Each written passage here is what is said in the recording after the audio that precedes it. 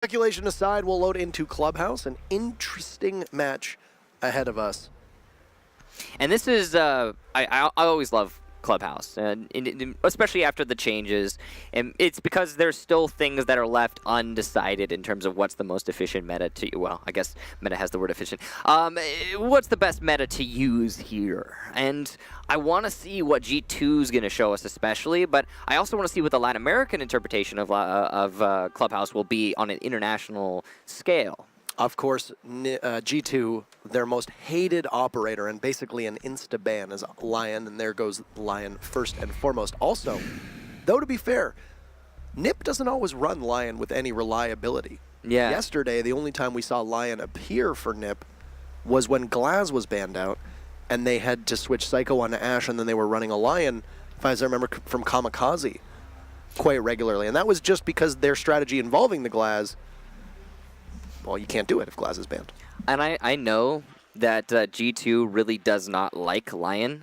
I get that. That's great. But it does make their ban phase incredibly predictable. They ban Lion almost every single time.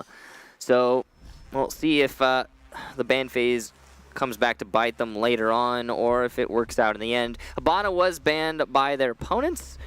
And not having a Hibana on this map is like not having a Thermite on border. It's pretty much the same. Right. It changes the entire landscape. And we actually just saw this. You weren't here for it, but we just saw in Vitality versus Nora, a Hibana ban from Vitality, and it forced us back to year one meta, all the way back to the very beginning. People were Thermiting Church Wall consistently when attacking the basement.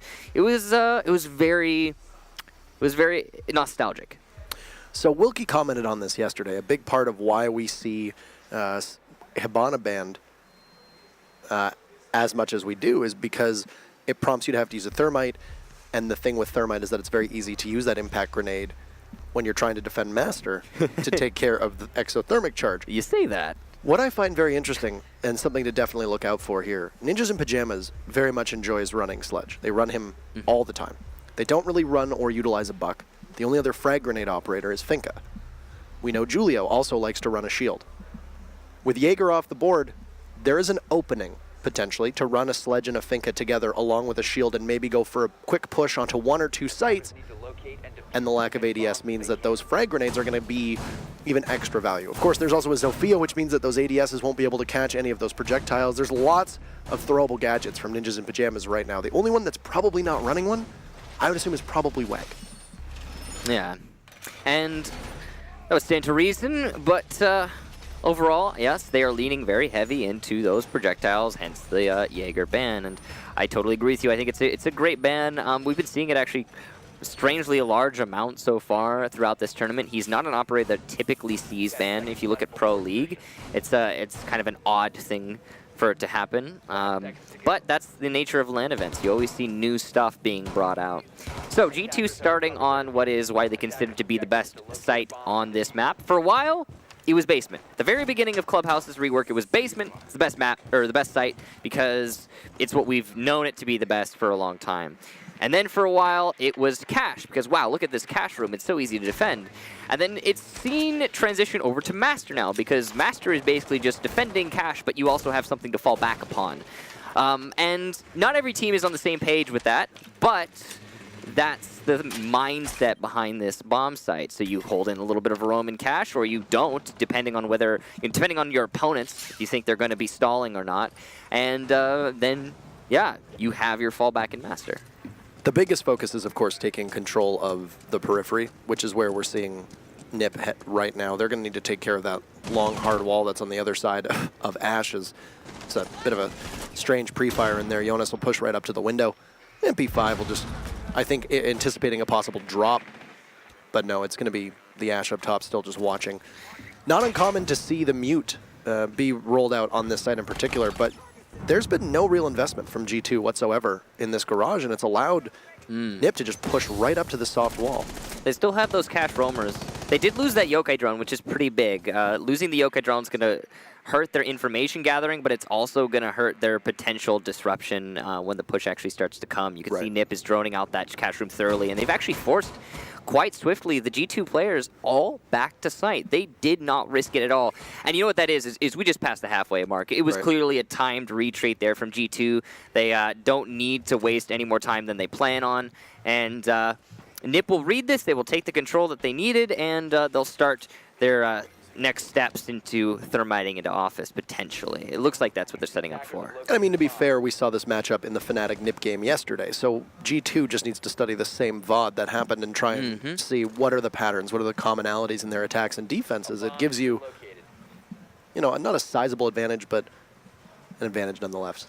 Fabian inside of office will look at the hatch, though, and just see if there's anybody that's going to push through it. You can see that Julio's drone skirting over top of it, just trying to gain some intel, and the smoke is in a position where if somebody drops, he could be in for a world of hurt. But Julio actually looks like he might have concussed himself. First kill is going to go to Psycho as the Ashe takes out Kanto. Raketti looks like he was possibly playing inside of Jim, and Psycho in a powerful position. Watching the window into Master, there will be a ping that goes out, and a frag grenade will sail over the top. It won't hit Pengu, though. So behind that deployable shield, the Legion in the hallway just outside of Jim, he's under heavy fire. But Pengu, of course, a great shot. Bullets will rattle just over the head of the Ashe. 9 players still alive, and you can hear final 10 seconds. NiP is just going to rush right in through the window, trigger the goo mine, and chaos is about to ensue. Fabian will go for a pre-fire. Goga will take one down Vogue, and Psycho jumping into the fray. Only 1 second left. Are they getting the plant down? Yes, they are. Goga will work his way in. He picks his target and gets it despite being outnumbered. The Echo saving the day. Where was NiP's coverage? G2 round number 1. A very impressive clutch there from Goga. The Yokai drones weren't used as well as they could have been, but ultimately if you're hitting your shots, then it doesn't matter, I suppose. Goga proving that just now. And Ninjas in Pyjamas, they didn't have the best strategy on that execute, I have to say. We had, at 25 seconds left, still 9 people alive. And that is a lot of bodies for such a low amount of time. And usually when you see that happen, what's going to transpire after is that NiP will, on attack, they will have set themselves up properly to execute onto the site. But the only strategy they had in hand was, hey, let's vault in through B window and collapse through construction at the same time. And that really just did not work. And rightfully so. That is not an actual attack strategy. So I think it's possible NiP were relying on almost said the whole thing. It's a slip of the tongue. I don't blame you at all. Almost said the whole thing. I managed to, but G2.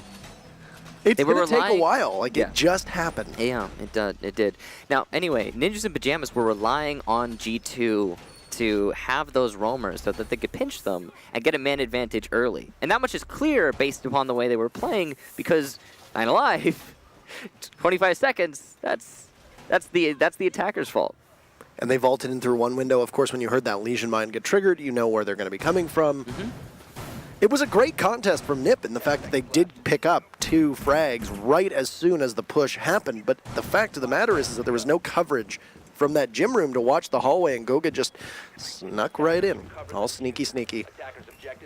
And Goga, speaking of Goga's clutch, we just need to give some highlights. If you haven't been watching Pro League this season, Goga's ability to clutch rounds, this season in particular, seems huge in comparison to seasons before. He has been an incredibly impactful player for G2. It's the role swaps, right? You know, when Kanto got brought into the team, the G2 roster had to reform all of their roles. They had to move people from position to position and operator to operator. So it's a pretty big change, and I think they're now starting to finally find themselves in the right spot with it. And that's why Goga is starting to perform as well as he has. Right. Because he's finally found his exact role. So, Ninja Pyjamas starting to do the typical clubhouse drone phase where you just check every single corner. Big problem here. After the clubhouse change, it takes a lot more time to clear out every single room above the basement. So if you actually want to commit to fully clearing those roamers, if they exist, then you're looking at having only a minute or less on your actual execute to the site. Right. I'm also one observation, G2 second round in a row running a mute. Just any basic VOD review of Ninjas in Pyjamas will alert you to the fact that Twitch and Thatcher are not really amongst their arsenal. of operators. They don't usually pick them. So you can potentially keep a lot of information and withhold a lot of that information from NIP if you can do the jammers correctly. And I think we've also seen Penta use mute in not abundance, but there's that one consulate strat that I remember you and I casted quite a while ago where they set up the mute jammers up top to try and roam around them without giving that info away. Now, of course, this was before Lion and Dokkaebi, etc., so it was a bit of a different game at the time. Yeah. Easy D going to be droning his way down the blue staircase. Cantor Raketi uses those Gersmots wisely. He has disoriented his opponent. The second one, though, will not detonate. The sledge is repositioned, but the calls from the Yokai drone of Goga will allow Cantor Raketi to get that kill. Good teamwork there for G2. Just excellent job for him to read that and push on up. As you said, great coordination. Here comes your execute. The Candelas will fire away, and Psycho, after dispatching the default camera, will work through Moto, looking towards Trophy, or towards Church. Kamikaze will come in, and though Kanto, as he's trying to reset his phone, will be punished, and this will bring us back to a 4v4. Looks like a Toxic Babe just got shot away from Psycho, so that will be the entry that was supposed to be denied, no longer being worried about. It's also forced G2 back into blue. There's a Dokkaebi creeping on up. This could be a bad position for Jonas. Psycho will walk in, but Kamikaze's there to take out Jonas as the push comes from blue, but Goga and Fabian doing great work. 2 from Fabian, and 3 Fabian, the captain himself, taking out the shotgun, matters into his own hands, and Nip, a slower push just towards the end, same as round number 1, ends the same way, but with G2 having a bit more staying power that time. We've been seeing a lot of crazy individual performances so far in this tournament, not just today, but also yesterday. And there's just another one to add to the books of Fabian almost single-handedly holding on to the site. It looked like the collapse coming from Ninjas in Pyjamas was going to be successful, but he just stopped it, dead in its tracks. Now, that was 2 successful defenses in a row for G2. And now they're going to go to their third site, Cash Room. So this is the typical trio of bomb sites on Clubhouse. Master, Basement, and Cash Room, in any order. It really doesn't matter. And because, you know, we can argue over the rating of which one is, you know, the first site, which one is the third site, etc. Every team thinks it's different. Every team has a different rating for which site is easier to defend. CCTV, I'd have to actually delve into the statistics for this season so far, but it does seem like we see CCTV more than we see Master. Yes, yes. And of course, there's a reason why CCTV is picked as frequently as it is. It's considered one of the best sites, as you said. Yeah, I think when you look at it, I think Basement is a lot like it used to be. So some teams who are not as well versed on Clubhouse, the new one anyway, will like to go downstairs more often. It is very much different considering what they did to Blue, but ultimately it's also very much the same. And then Cash Room, you know, teams that are just getting into learning Clubhouse, I feel like they tend to lean on and favor Cash Room because I think it's objectively a better site than Basement right now, considering the way the meta is being played. But it takes a little bit of knowledge to get into. Master requires the most knowledge, the most coordination of any of the sites. But you could also look at it and you could say, well, this is the easiest one to hold if you know what you're trying to do. And it comes down to practice, I think. G2 is one of those teams that is very well practiced, so they're going to be able to go to all of the sites and be comfortable. And ultimately, the difference between each of these sites in terms of which is the best is very small. Yesterday we saw the Glaz of Psycho wreak havoc on this site in particular by being able to take Garage quite swiftly. It took a round or two until Nip was finally able to get it under their feet. Here's the Lackey Jaeger being shown as Julio's just going to sail a grenade right in, but no, it looks like Pengu might take some damage, but he'll scamper off. The Ella getting very aggressive. Kanto getting baited as there's 3 separate barrels pointed right at his head. That's the Ying getting the kill onto the Ella. I understand why they did that play, but that's a risk you got to take sometimes. Kanto obviously doesn't get the better end of it. Yeah, that's Kanto's role though. And Fabian, his role today is fragging. He's just taken out Wog, and that's the singular hard destructor. Of course, Habana being banned means the Thermite no longer with us. Ninjas in Pyjamas are now in a very difficult spot. Interesting position to get the kill, too. It looks like he may have run out from Garage. He did. Wog did at least get the wall open, though, so not all hope is lost. You've at least done your primary job as Thermite at this time, point in the juncture. But you've just got over a minute to go. Time management is okay for both sides. I'm not too worried if I'm either of these teams. Late barricade going up. Fabian is in a bad spot in garage. He's going to get called by Dokkaebi as well. The sledge with his sledgehammer working his way through the bottom of Lounge. Jonas is there and just sees him. The Iron Sights MP7 will swiftly end that round, and that's G2 up 3-0. They've run the gamut on all of these sites, and then rotation can start again. Well, they've seen success everywhere. They've done the trio, which means they can now go back to Master, which will undoubtedly be their next defense. And if the trend continues to play out as it has, then we will see, I think, a 5-0 victory possibly on the first half. Now, that might change once NiP gets onto defense. As we've talked about before, Clubhouse in its current state is a bit of a defense-sided map. It's not entirely defense-sided. It's not like a border without a thermite or anything like that. Although this is Clubhouse with an auto Habana. So, you know, maybe this particular iteration of Clubhouse is exceedingly defense-sided. So we could see once NiP gets to their defense half, maybe they'll do a little bit better.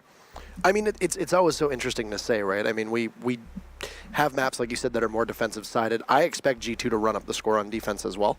You think so? Well, they got 3 of the 5 so far, Michael. I'd say that's pretty good. Yeah, I think you're right. I want to see as we get closer towards the end of this matchup whether that Jaeger ban was necessarily the smart call for them, because we even saw the frag grenade and the projectiles that they used against Fnatic yesterday. I mean, they weren't hitting their mark as best as they could. I'm interested in their thought process here. I can actually give you an example on that too, like just to build on what you're saying.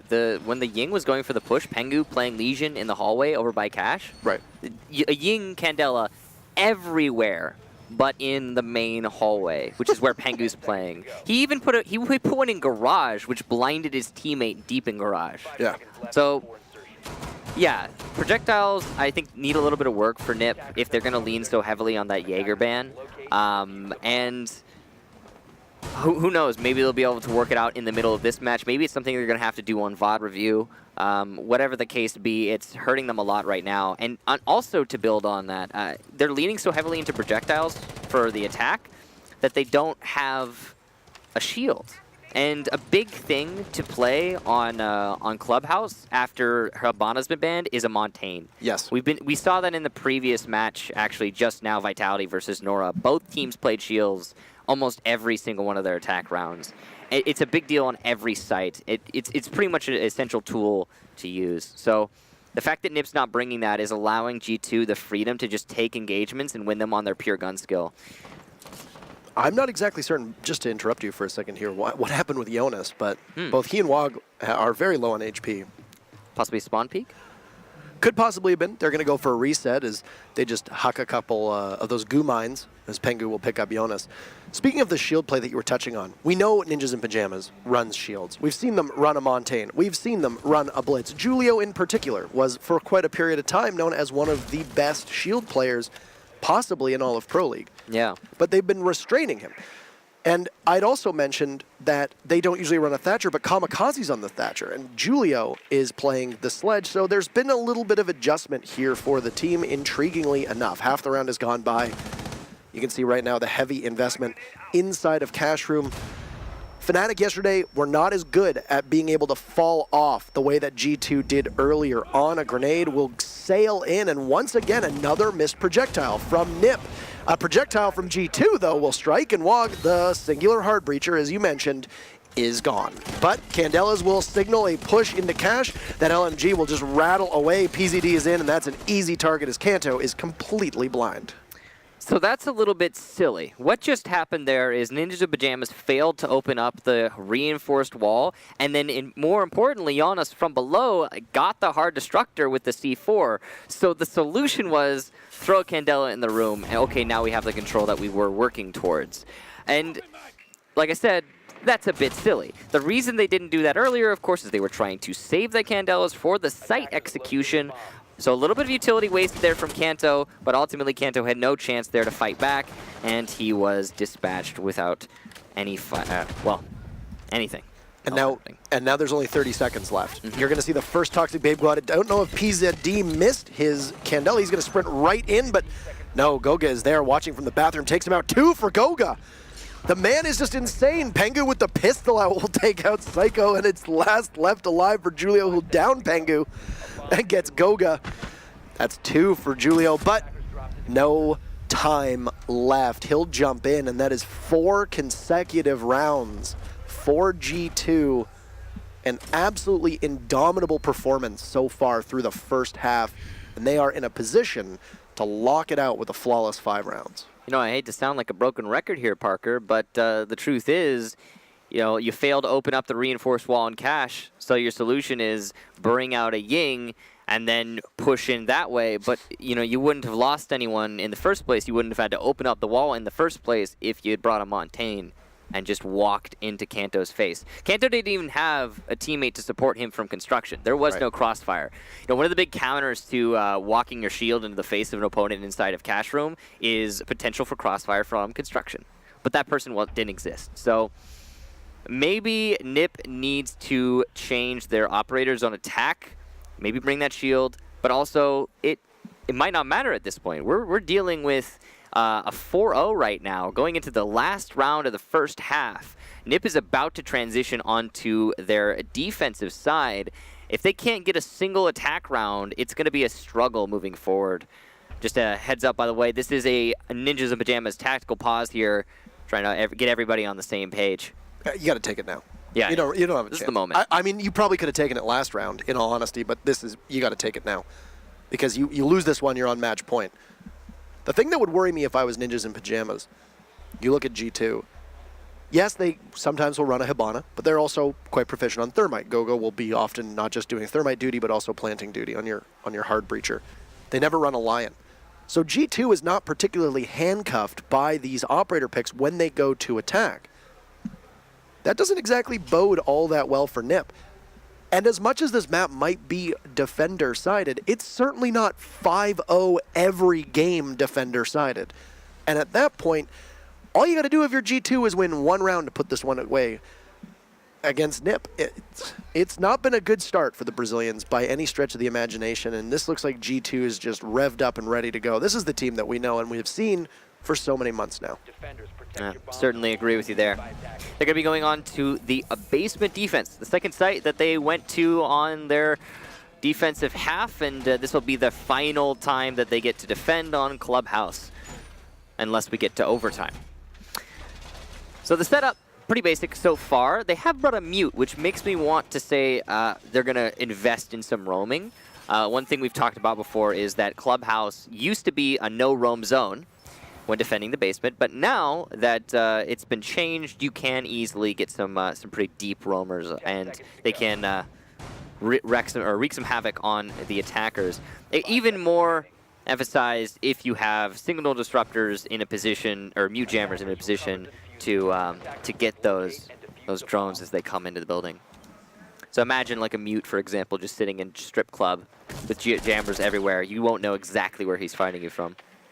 Yeah, Mute is an operator that has a bunch of different usages, and and an operator is actually quite noob-friendly, so to speak. Put down jammers in doorways. You stop drones. Congratulations, you're easy. You have a basic easy operator to use, but then there's a lot of potential and a very high skill ceiling for a Mute, not just being able to block off electronics on walls, similar to a bandit charge, but then also being used in conjunction with roamers or on site to deny that information at certain points in the actual round. Mute's one of those operators that if you're looking for somebody to start practicing and you're just trying to get a basic understanding of the game, he's one you could totally jump into, because not a lot of people do main him per se, and you shouldn't really necessarily be maining anyone, but not a lot of people play him consistently, and he offers a lot of usage on any site really. He's pocket useful on individual sites where, like, for example, Oregon Basement, but he's generally useful, period. Using the utility of Kamikaze's IQ scanner, they find where one of the yokais is positioned. They identify that it is hanging out just by blue. There's also a Gushmat mine watching the top of the stairs. One of the exothermic charges from WOG had been used just a couple moments ago on that stock hatch, so that's at least one entry point. They're going to use the second exothermic charge on the bar hatch, which means the kitchen hatch will go completely unavoided. It also means that dirt is going to remain reinforced This is an interesting set of open hatches here for Ninjas in Pyjamas. You don't usually see this. It means that they're not going to have a lot of pressure they can apply horizontally. Julio, first kill of the round, but Pengu immediately refrags. Interesting engagement there. Looks like it was, through the floor of the kitchen. So a big loss in the smoke, but also a big loss in the sledge. A lot of soft destruction versus a lot of disruption. And the 2 grenades gone as well. It's a pretty big thing for Nip. As we come down to the last 50 seconds, don't believe they have any hard destruction left, and they are going to be forced to push Raw through just doorways. This is where the Candelas are going to be particularly important, and this is where the Jaeger ban could prove to be most effective. If they can just toss those Candelas, those flashbangs in, and then bulldoze their way through church, they can have complete control. PZD will be disrupted by one of the mines and then blown to pieces by a C4. His Candelas will do their job, though, but Goga will rebuff Psycho, and it's all G2. Too much action for us to capture in front of your eyes. That's a perfect 5-0 split to start off Clubhouse, and we are on match point for the Europeans. So, PZD, he got the Candelas down, but he was immediately dispatched by a pre-fire from Goga, if I'm not mistaken. Either way, a pre-fire. And here's the big thing. Well, the flashes, yes, they did blind the defenders. The only one who can see through the flashes on attack is PZD. So those flashes are going down. If PZD dies, then it's just wasted time at that point. And that actually favors the defenders in a way. So yes, the Jaeger ban could have been useful. No, it was not in that round, nor any of Nip's attacking rounds, it seems.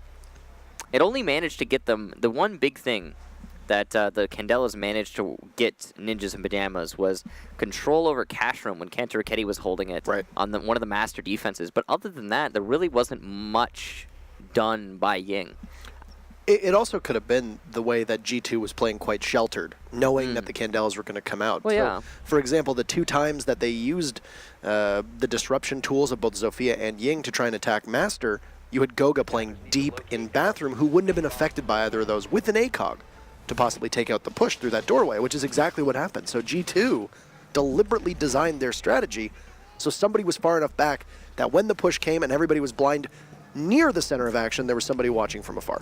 You know, in my head, I keep coming back to, I'd just rather have a shield. You know, maybe a Ying and a shield for Nip, but, or you could do something completely different because it's been left unbanned, and you could do a Dokkaebi Glaz combination. So that's what G2 is going to be bringing out. That's a pretty huge thing right there. It's equivalent to, you know, Ying. It's equivalent to the shield solution. You know, it's another one of those things that you need to have on your team if it's available. And this is going to be difficult, I think, for Nip to handle this kind of lineup, especially considering the way you can play Dirt Tunnel. And when you have a Hibana banned, Dirt Tunnel can be exceedingly useful. You can see that's going to be the objective immediately for G2. So they're going to open up Dirt Tunnel, then they're going to open up the kitchen drop down. They're going to push Glaz in through Dirt Tunnel, and then at the end of the Dirt Tunnel, he can, you know, put down some smoke and just tear people apart. Yeah, I'm quite surprised that Nip would actually opt to go down to the basement for what could be their only defense. You know, you're on match point right now. I would much rather take a roll or take a gamble or a roll of the die with one of the 2 upstairs bomb sites. Fabian will get the first kill. He'll punish off Julio, but Kanto downed. The Yokai drone just doing some scouting work. A C4 will take out Goga from afar, and one more will push, but Fabian unable to land those shots onto Psycho. The Ela will come in, and as everybody disoriented, Fabian, despite being concussed, will land the shots needed to finish off the Ela. That'll leave PZD as the last man in Dirt Tunnel, but it does appear that he's tagged in another member of his team. He'll go for a couple shots just around the bend of the elbow at Dirt Tunnel. And this is just Fabian all over it right now. 3 kills for the Glass. Sees another, but unscopes at the last second and will miss a perfect opportunity to finish off PZD, who is very low, or at least 25 health lower than everybody else. Wog also situated under that kitchen hatch. This is bad for Nip, and a 2v4 is still definitely winnable, but the odds definitely not in their favor. We'll come down to the last minute. Wog will get Cantor Ketty. PZD also gets Fabian, so we've taken a 2v4 and turned it into a 2v2. A 1v2 now as PZD, the final defender, but he's going to get the down on Jonas. And he's looking to fight off on this box. He's got the pistol out, and Pengu has the rifle. He will win the round. G2 take it 6-0. So remember at the start of this broadcast when I said that it's unusual to see a 6-0 at this level? Yeah. Maybe I spoke too soon. Maybe you did. I mean, we saw one yesterday as well. We almost saw two yesterday. Right. But here we go, yet another one today, and it was definitely a decisive win in G2's favor. Ninjas of Pyjamas not putting up much of a fight, I gotta be honest. That last round in particular Right.